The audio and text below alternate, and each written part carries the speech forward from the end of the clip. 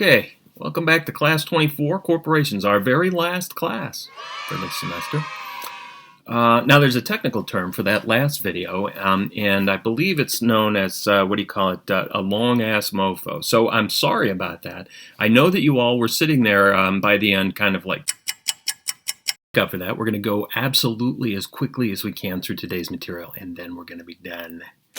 Okay, so here's Hall versus Hall, our very first case. Now, just to put today's reading in context, the title of the reading assignment is Dissolution, the Final Solution, and that's for the obvious reason that sometimes problems within a corporation become so severe that there's really no resolution that's acceptable to all the parties except just getting rid of the corporation entirely. Okay, so dissolution is something we've talked about occasionally in the course. We've only made reference to it in passing. Dissolution is like other major life events in the life of the corporation, meaning, for example, like amendment of the Articles of Incorporation, like merger, saleable assets, etc.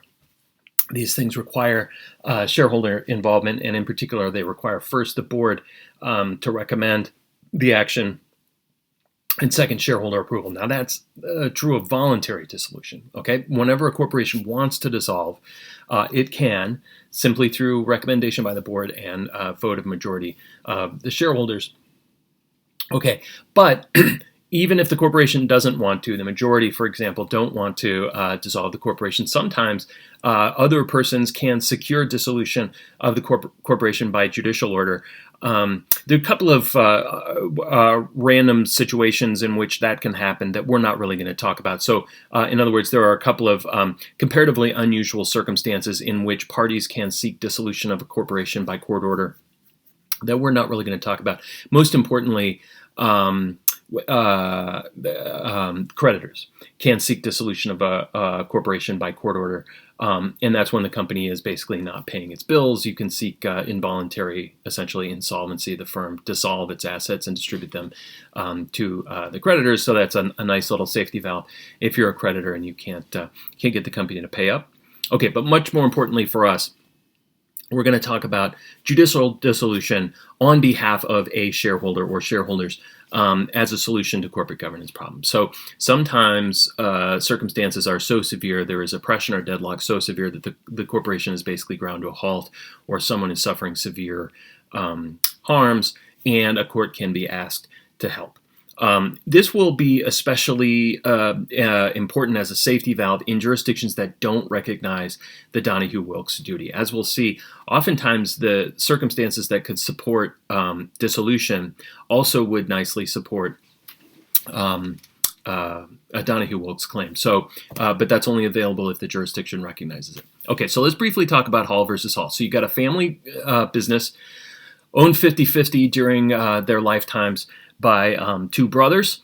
Upon one brother's death, his surviving spouse, acts as executor of his will and is attempting to get the value of her shares out of the firm. The widow, Mrs. Hall, presumably would prefer either to get a payout of her stock for its real value, or a right to participate in the management of the firm, under which she might be able to secure some sort of dividends for herself or salary or something like that. I'm taking a wild guess. She'd really just like to cash out her stock for its fair value. Okay, but this is a closely held firm, so there's no real market for her to turn to as her alternative. So the only way to get out of this company with her investment intact would be for the company itself to buy. All right, well, the surviving brother appoints his wife to take the spot on the board of directors recently vacated by the deceased brother. The two of them then use their power as directors of the firm to ensconce themselves in place, to enmesh themselves in place and prevent the widow Hall's efforts to get anything. They pay themselves salaries and are not paying dividends. So Ms. Hall is in that familiar predicament of the oppressed minority shareholder. The question for the court really is a comparatively narrow procedural one, which is, what can the court do to protect Mrs. Hall, the plaintiff? And specifically, she would like an order requiring her brother-in-law to vote his shares, to attend a director's meeting and vote his share. A shareholder meeting and vote his shares. Okay, but we have a classic deadlock problem here. The shares are divided evenly, 50-50 between two people, and the surviving brother, Mr. Hall, has been able to thwart any action at a shareholders meeting, even though the regular annually scheduled shareholders meeting was held. He simply refused to attend, and guess what happens? If he fails to attend, then only 50% of the shares entitled to vote can be present. Therefore, what is lacking is a quorum. So even if the surviving Ms. Hall attends, she can't establish a quorum. She can't take any action at that meeting that is legally effective. And what she really would like is a court order requiring the surviving Mr. Hall to attend. Okay, her claimed legal injury, technically, is simply that the two directors are holdover directors. They are holding their offices illegally because these offices are to be elected every year by shareholder vote. The shareholder meeting hasn't been held, and therefore, she claims, actions taken by the board are now illegal and should be rescinded. The court has a very interesting answer to all this, though. The court says, well, first of all, there is no legal obligation simply as a shareholder to attend. A court cannot order a shareholder to attend a meeting. A court likewise cannot order a shareholder to vote their shares if they'd rather not. And moreover, beneath this case is the very interesting problem, which is the following. What if the court ordered that relief? What would happen if the court gave Mrs. Hall the relief that she asks? Well, then 100% of the shares would be present, and there would be a quorum, but the shares would still be deadlocked. Presumably, Ms. Hall and her surviving brother-in-law would vote for different candidates for the board, and no one would be elected.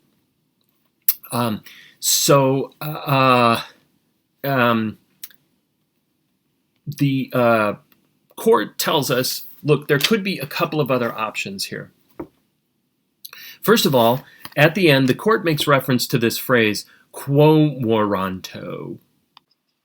The writ of quo warranto is an order that a court can enter holding that a person holds some office without legal authority. So when the writ of quo warranto is entered, it's effectively a court's order that the person vacate their particular office and the office be opened for reappointment. So in the case of a director who's a holdover director, the court can essentially order a new director election. Again, notice the special problem. If the court orders a new election, either Mr. Hall can refuse to show up and there's no quorum, or both shareholders attend and there's a deadlock. So this is a classic case in which there's kind of no judicial remedy. Effectively, the court does suggest this at the end, an action by Ms. Hall for judicial dissolution might be her only real remedy. You might say, can't she sue for breach of fiduciary duty? We'll get to that in a second, but think, though, about what the remedy would be. She could sue Mr. Hall, and presumably she could demonstrate some kind of conflict of interest. At least I think she could, because he's taking these actions to perpetuate himself in office and to give himself a salary while denying her dividends. So I think there's probably a conflict of interest. So what? I mean, what does she really want? Does she want him to have to give money back to the corporation? No. I think she wants the corporation to buy her stock, and this just isn't going to do her any good. Okay? So the lesson of a case like Hall versus Hall is there really are times when someone really is suffering significant harm, and there's no solution other than dissolution. All right? Now, there's some questions that follow Hall versus Hall on page 871, so let's take a look. Okay, so question A. Why did Harry Hall refuse to go to meetings? What would have happened if he had gone? Does it make any difference whether voting for directors was straight or cumulative? Okay, so the answer to the first question obviously is because he wanted to defeat a quorum What he really wants to do is avoid re-election of the directors. He and his wife serving as directors suits his interest. They have control of the firm. What would have happened if he had gone, though? We've talked about that. Even if he did go, it doesn't mean that Ms. Hall would get the remedy she wants. She wouldn't. There'd be a deadlock. However, we then get this interesting question, which is a review. Does it make any difference whether voting for directors was straight or cumulative? And the answer is yes, it does. If voting were cumulative, Ms. Hall could accumulate all of her shares, all 50% of them for one office, and there's no way that Mr. Hall could outvote her for that office and still have enough shares left to ensure that he gets to elect the other position. You might ask, if there was cumulative voting, would that solve Mrs. Hall's problem? But here, unfortunately, the answer is no, because this company has a 2-member board of directors. So if she could pick one of the offices, she couldn't appoint both directors, unfortunately. So then you just have a board deadlock as well as a shareholder deadlock. So this, this is a nice example of just how difficult it really can be to have a two-member business. Governance is very difficult. Question B: why might a director's refusal to attend a meeting present any different considerations from a shareholder's refusal to attend? This is an interesting question, because if a director is refusing to attend, particularly if the director is doing it to keep themselves in office and to keep themselves in a position to access assets of the corporation, well, then that probably really does raise the specter that they're acting under a conflict of interest and perhaps breach of their fiduciary duty of loyalty. Again, though, you have to ask, would this have done, and by the way, Mr. Hall was a director. He did owe fiduciary duties to this firm. So it does seem possible that he could have been engaging in a fiduciary breach. Again, though, remedy is the problem. Ms. Hall can't get much against this guy, even if she can show conflict of interest, except possibly in order forcing him to repay some of his salary to the corporation if, in fact, he was paying himself an excess salary, right? Like if she could show that he acted under a conflict of interest in a way that wasn't intrinsically fair to the corporation, or at least if he couldn't bear the burden of proving intrinsic fairness, which would happen in a duty of loyalty case if she shows conflict of interest, well, that would just mean that he'd have to return some of his salary. And again, what does Ms. Hall want? She doesn't want just that. She wants to get some value out of her investment, and I think in a perfect world she'd like to be bought out. Okay, question C. How does Model Act 8.10A3 defeat the outcome in Gearing versus Kelly? Okay, so Gearing versus Kelly is a case that's just very briefly discussed on page 871. This is really pretty complicated, and I apologize that this is hard to understand. But here's basically the issue. In Gearing versus Kelly, you had a company that had some vacancies on its board. One of the directors wanted to keep the other directors from filling the vacancy. And so long as he stayed away, those other directors wouldn't be able to constitute a quorum. So under 8.10A3, the drafters of the Model Act have made it so that that fellow couldn't do what he was trying to do. In a corporation in which there are enough directors to constitute a quorum, but enough of them are refusing to come so that the other directors can't convene a quorum, it just doesn't matter, because under subparagraph A3, we're told that even if the directors present couldn't constitute a quorum, they can in fact fill the vacancy. Question D. Is the outcome in Hall consistent with the idea that shareholders of a closely held corporation owe fiduciary duties to one another? And the answer there is plainly no. Mr. Hall was engaged in conduct that probably would violate his duty under Donahue and Wilkes, the Massachusetts cases that we talked about last time. So if Missouri had clearly recognized Donahue Wilkes at the time this case was litigated, Ms. Hall presumably could have succeeded and forced him to buy out her shares or give her some sort of remedy to make up for the injury he had caused her. Question E. Does it seem to you that it would be permissible for Harry Hall and his wife to cause the corporation to sell them enough shares to break the deadlock? This is a good and difficult question. Like, what if the surviving brother and his wife simply cause the corporation to issue shares, assuming that there are enough authorized shares, and really it only would take one. So as long as there's one authorized share, can they issue it to themselves? Well, the question is, first of all, the answer is, as a matter of procedure, sure. They control the board. Minor review question you might have wondered about is, was the surviving brother-in-law, was his action of filling the vacancy, filling his deceased brother's vacancy with his wife on the board, was that legal? Remember, the board can always fill vacancies simply by action of the board. So she probably held office legally, at least until the shareholder meeting came and went. And had they issued shares to themselves, well, that's fully within the power of the board, at least as a procedural matter, to authorize and issue authorized shares. So assuming there were shares available, they could do that.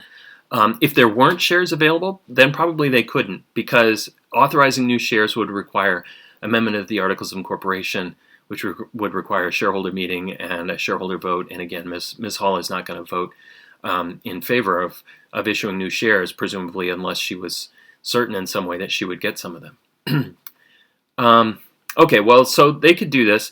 Could they issue shares to themselves without violating Ms. Hall's preemptive rights or her dilution rights? So here's a couple of review questions. First of all, you don't actually, at least in a Model Act jurisdiction, and I would guess in Missouri as well, you don't actually have preemption rights unless they're incorporated in the Articles of Incorporation. In other words, existing shareholders don't have a right to purchase shares in a new share issuance unless the preemptive right is included in the Articles of Incorporation. She also might be able to object to a new share issuance if it dilutes the value of her shares. But remember, that requires that the shares be issued at some price lower than fair market value. So assuming neither of those things is available here, then sure, the surviving brother Hall and his wife can authorize an issuance of shares, assuming they're authorized in the articles. They can sell them, and they're not required to sell them to Ms. Hall. The problem, though, of course, is that they are engaged in self-dealing. So if they're selling shares to themselves, she would be able to challenge them for loyalty breach. And my guess is that is not consistent with their duty of loyalty. There's no legitimate reason to exclude her from an issuance of new shares under these circumstances. It's simply an effort to perpetuate themselves in control and oppress the minority, and that's not cool. Okay, finally, question F. What would you suggest the plaintiff try next? And that one is painfully obvious. That is, she really ought to go for dissolution. And that brings us to the Model Act provision for dissolution, and a case that interprets a couple of cases that interpret a very similar statutory provision, Kemp and Beatley and Nadam and Radorf. Okay, so let's take a look first at the Model Act provision. This is section 14.30. This is very similar to the New York statutory provision that's discussed in Kemp and Beatley and Radam and Niedorf. Mentioned some of these minor details in the beginning. This is involuntary dissolution or dissolution by judicial order. First of all, it can be gotten by a couple of people other than shareholders. For example, under subsection A, it can be gotten by the Attorney General in certain circumstances if the company hasn't paid its income tax or otherwise not complied with law.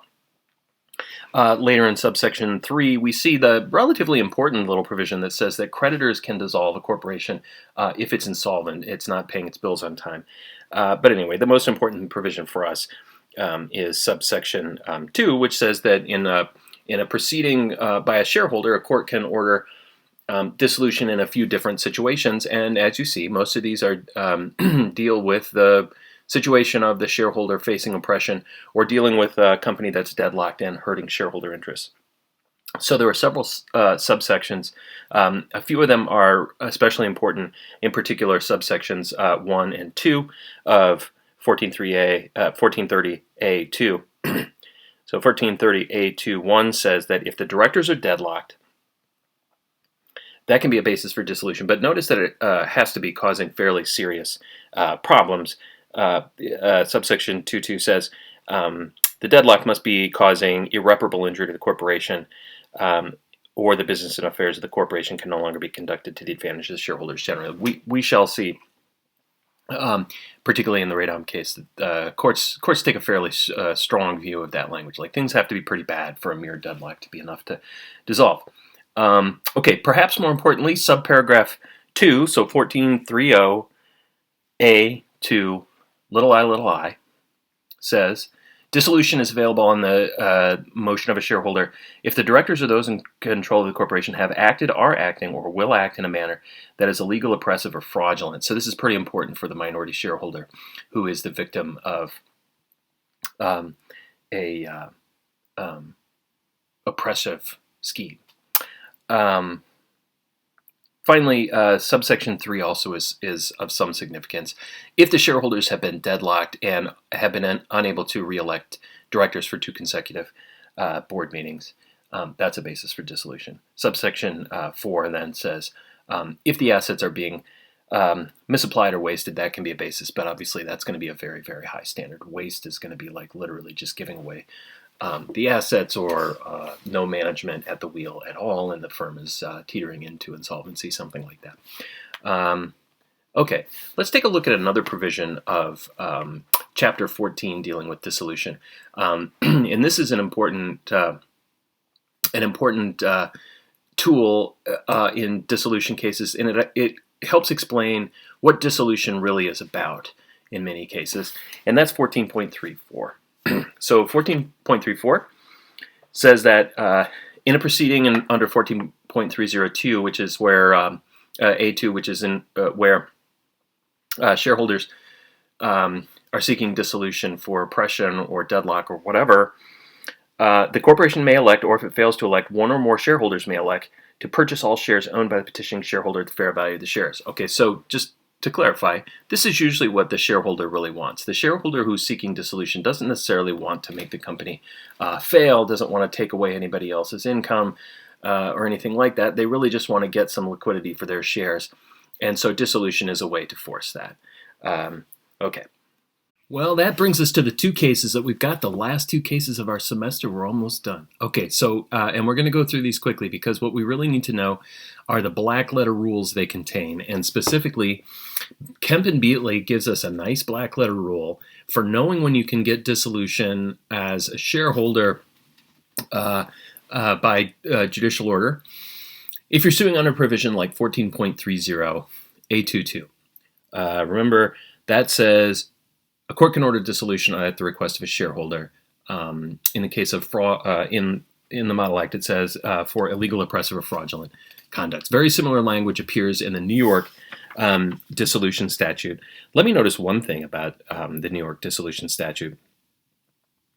It actually sets a limit, a share ownership limit, on those who can seek dissolution. All right, and specifically in New York, to get a judicial order of dissolution, you have to have at least 20% of the shares. You'll notice that the Model Act doesn't actually say anything about that. It doesn't set a limit. It just says a shareholder can seek dissolution. All right. So the Model Act drafters took the view that anybody with any share, even one share, can seek judicial dissolution. Okay, whatever. Well, anyway, the relevant language of the New York statute appears on 874 in the Kemp and Beatley opinion. It says, oppressive action towards shareholders is sufficient to justify dissolution, and specifically fraudulent and oppressive conduct by those in control under the New York statute. So the question for the court is, well, what constitutes that? And Kemp and Beatley is a nice example of what can constitute oppression serious enough to trigger dissolution, and presumably a very similar sort of standard would apply in a Model Act jurisdiction. So in the case, you have a small corporation founded by several persons who, through long-standing practice, were all shareholders in the firm and had roles, employment within the firm. And throughout the life of the firm, they earned salary. Okay, at a point in late in the life of the company, shortly before the litigation that gave rise to this opinion, There apparently was some sort of difficulty, and two of the firm's shareholders, Disson and Gardstein, fell out of favor and were let go. Moreover, the firm decided to stop paying dividends as it had done traditionally, and instead did something really kind of underhanded and gross, if you think about it. The firm did continue paying bonuses every year, but they only paid the bonuses to people who were still employed by the firm. Moreover, the bonuses were not keyed to the person's performance or to the firm's profitability or anything like that. It was simply calculated by the number of shares they held. So, in other words, the firm was still paying dividends, but called them something else solely to exclude Disson and Gardstein from the benefit. So the court said, well, that's oppression, and defined oppression to mean something like disappointment of well-settled expectations. If shareholders in the firm have investment-backed expectations, if there's some pattern of conduct or some agreement about how the shareholders will enjoy their benefits during the life of the corporation, well, that is definitely oppression. Okay, so again, in a fairly standard set of oppression sort of circumstances that we've become familiar with from cases like Hall versus Hall, Donahue versus Rod Electrotypes, Wilkes versus Springside Nursing Home, etc.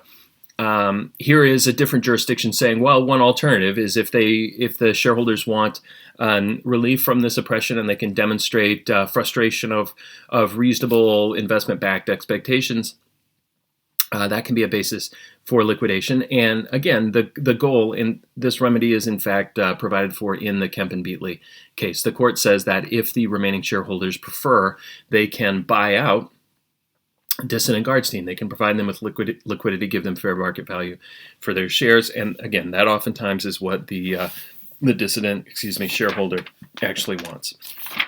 Okay, that brings us to our last case for the semester. Oh, wait, there are some think about this questions on page 879. So let's take a look at those. Okay, question G. The court refers to, quote, the majority shareholders' fiduciary obligation to treat all shareholders fairly and equally, etc. Does this mean that minority shareholders have a right to sue the majority as an alternative to seeking dissolution? Well, remember, controlling shareholders always have fiduciary duties to the corporation, and so minority shareholders could sue them. But if they can only sue under the traditional fiduciary duties of care and loyalty, then they'll be suing in a derivative capacity, meaning the best they can hope for is to require the majority shareholders to return something of value to the corporation, and generally speaking to the oppressed minority shareholder. That isn't really worth very much. Again, if you're in a jurisdiction that recognizes Donahue Wilkes, then the situation may be different. Then the minority shareholders rather, probably do have a personal direct cause of action for breach of fiduciary duty. And they can bring that kind of case on the same sort of conduct that ordinarily would justify judicial dissolution for oppression. Okay, so question H. The plaintiffs in this case had, between them, 20.3% of the shares. What would have happened if they only had 19%? And the answer is, under the New York statute, they would be out of luck unless New York recognizes something like Donahue Wilkes. What does that suggest as a planning matter? Well, it suggests that you can provide for a lower percentage if you're in a jurisdiction like that in the Articles of Incorporation, perhaps, or you could provide some other protection for the minority if, in fact, none of them would have sufficient share ownership to seek dissolution. I mean, that's an important thing to understand at the formation stage of a firm. If you know that no one in the firm would be able to seek dissolution in the event of oppression, you might want to provide for some other sort of protection, like a buy-sell agreement or employment contracts, or what have you. Okay, and that brings us to Radom and Niedorf Incorporated, which is one of my favorite cases because, when people really, really suck, especially towards members of their own family, it's just kind of fun to be a fly in the wall. And that happened in this case. So you got a firm that had been happily, profitably operated for some period of time, owned equally by two men who were its equal shareholders. One of them happened to be married to the sister of the other. And when he died, his spouse took over his shares. So the firm was thereafter owned by brother and sister in equal shares, and unfortunately they had a very strained relationship, and things only got worse. The real rub in the case apparently is that by agreement within the firm, the survivor, the surviving founder, who is the brother in this case, was unable to write checks. Though he was operating as the firm's chief executive, he was unable to write checks without the signature of the other shareholders. So that was just an understanding that had existed in the firm. No one could write checks on behalf of the firm without the signature of 100% of the shareholders. And unfortunately, the sister refused to pay his salary checks. So this puts a lot of pressure on him. He's unable to draw his salary for a period of some years.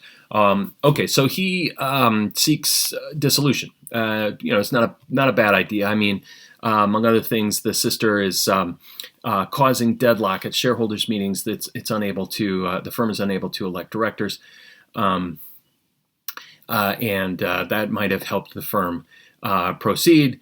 So the brother seeks dissolution. And the basis of dissolution, again, this is under the New York Corporation Statute, but New York has a provision that is just like, let's take a look again at the statute. Okay, so remember, like the Model Act, the New York statute provides for dissolution in the event of shareholder or director deadlock. So this would be a cause of action under provisions like either 14.30A2(1) for director deadlock causing irreparable injury to the corporation, or 14.30 A2(3), the shareholder deadlock that has resulted in the inability to reelect directors. Well, the court makes an important observation, though, and says, notwithstanding the language of the statute, courts are never mandated to order dissolution. Okay, so, and that is probably true under, in any case of judicial dissolution. The court isn't required to enter dissolution. It can consider the facts and circumstances, even if the dissident shareholder, the plaintiff shareholder, makes out a factual claim under bases specified in the statute. The court looks through this case and says, the grounds for this really aren't present here, even though there obviously is a very serious conflict.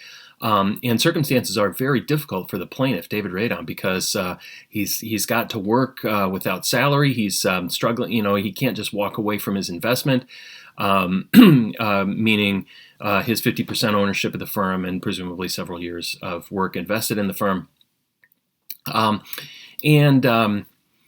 So it's difficult, but the court points out that, among other things, it's not really in the public interest to dissolve this firm. And let's pause and think about that just briefly. Why does the public have an interest in the continuation of a business firm?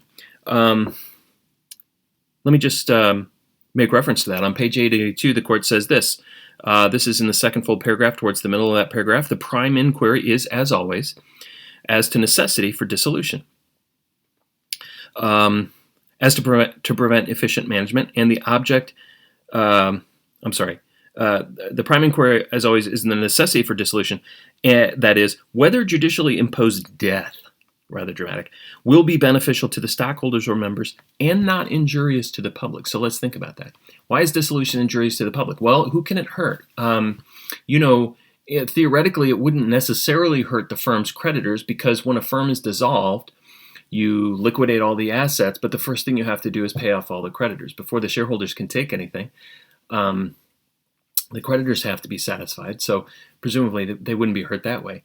But they might have ongoing business relationships. Lots of businesses do business with Radom and Niedorf and want to continue doing business. There are long-term contracting relationships. Maybe most importantly, the firm employs a bunch of people. If it's dissolved, what happens to those people? Perhaps they lose their jobs if the firm really is liquidated and ceases doing business. So as the court says, this is not without cost. On the other side of that same coin, the court says, what harm is really being done here to the business by this personal conflict? Well, it surely is bad for the plaintiff personally that he can't draw his salary, but as the court says, that's really just a contract matter between him and the corporation. He's not being paid his salary. He's got a remedy for that. Any of us has a remedy if we've worked without pay and we'd like to get our employer to pay what they owe us. And it's not dissolution of a corporation. It's just a contract claim. So the court says, works through it and says, sure, this is a difficult situation. The deadlock is serious, but there's harm on the one hand in dissolution and not really that much to gain on the other hand. So motion denied. Okay, there's one last question. This is our last Think About question this semester. Let's take a look. Turns out it's super simple. Question I from page 884. If you were Mr. Radom's attorney, what would you suggest he do next other than attend family counseling? That answer is real easy. Sue for his unpaid salary. A corporation is the defendant and the corporation is going to lose. So that's really it. Hang in there. I'll see you at the review session, and good luck on the final. That's all, folks.